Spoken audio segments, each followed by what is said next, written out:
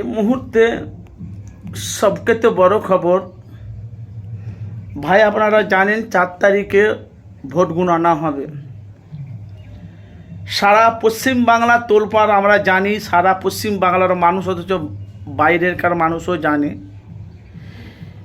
যে ভাই বামফ্রন্ট সিপিএম 34 বছর বামফ্রন্ট সিপিএম রাজত্ব করেছে, বিজেপি সরকার বাংলায় ছিল না। বামফ্রন্ট সিপিএম যে তৃণমূল এসেছে, তৃণমূল আসার পর বিজেপি এসেছে। এখন ভাই বাংলা চর্চা হচ্ছে একটাই, যে হুমায়ুনের সাথে যদি নওশাদ সিদ্দিকী যদি জোট হতো তাহলে মমতার পরাজয় হতো।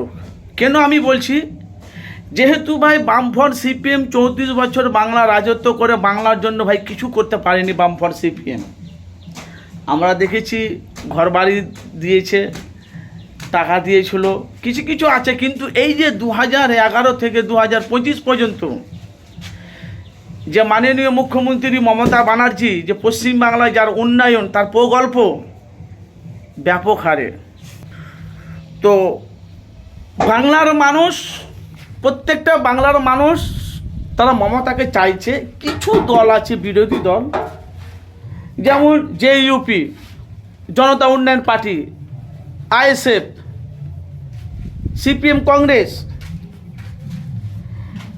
এখন পশ্চিম বাংলা দেখতে পাচ্ছি ভোট গণনা হয়নি, কিন্তু কেন্দ্র থেকে আমরা দেখতে পাচ্ছি যে এখন সোশ্যাল মিডিয়ায় দেখতে পাচ্ছি এলাকার মনে হয় তৃণমূলের সিট বাংলায় বেশি হবে।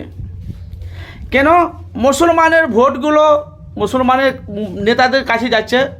যেমন কিছু কিছু বিরোধী দল নতুন দল গজিয়েছে, কিন্তু ভাই বিজেপি ফায়দা হচ্ছে এই কারণে যে মুখ্যমন্ত্রী মমতা ব্যানার্জি পশ্চিমবাংলায় এত কিছু করেও কিছু বাংলার মানুষ আছে যারা লক্ষ্মী ভাণ্ডার দিয়েছে, যারা বেকার ভাতা দিয়েছে, যারা স্বাস্থ্য কাজ দিয়েছে, তারা বিভিন্ন রকম যারা প্রকল্প, যারা উন্নয়ন পাচ্ছে, তারা কিন্তু মমতাকে চাইছে না, অথচ তাদের কিন্তু নিচ্ছে, তোমার সব কিছু প্রকল্প নিচ্ছে, উন্নয়ন। তো ভাই কি বলবো আপনাদেরকে, আপনারা জানেন সবসময় আমি মানুষের কাছে সত্যটা তুলে ধরি, সবসময় মানুষের কাছে বাস্তবটা তুলে ধরি। কিন্তু এখন পশ্চিমবাংলাতে চর্চা হচ্ছে একটাই, হুমায়ুনের সাথে যদি নওশাদ সিদ্দিকী যদি জোট হতো, বামফ্রন্ট সিপিএমের সাথে যদি জোট হতো, তাহলে তৃণমূল পরাজিত। কিন্তু তৃণমূলের লড়াই হলো বিজেপির সাথে। আমি যতটা জানি ভাইজান, দেখেন, তৃণমূল যদি ভালো কাজ করে তৃণমূলকে বাংলা মানুষ ভালো চাইবে না।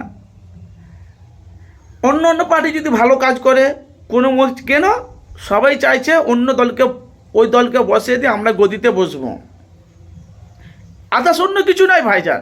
এবার দেখেন না, 2026 বিধানসভা ভোটে দেখেন বিরোধী দল ভোট কাটবে, বিজেপির ফায়দা হবে।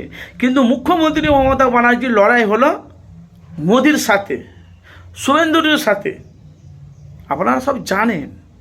কিন্তু এই যে আমরা যে মুসলমান যে ভোট নিয়ে যে আমরা এই যে ভোট নিয়ে যে আমরা ব্যস্ত হয়ে আছি, আর যারা দলে দাঁড়িয়েছে তারাও বলছে কি হবে না হবে 4 তারিখে, যেমন নওশাদ, যেমন হুমায়ুন কবির, যেমন বামফ্রন্ট সিপিএম, কংগ্রেস, তৃণমূল, বিজেপি, এরা সবাই চিন্তা ভাবনা আছে 2026 আমরা পাবো তো না পাবো।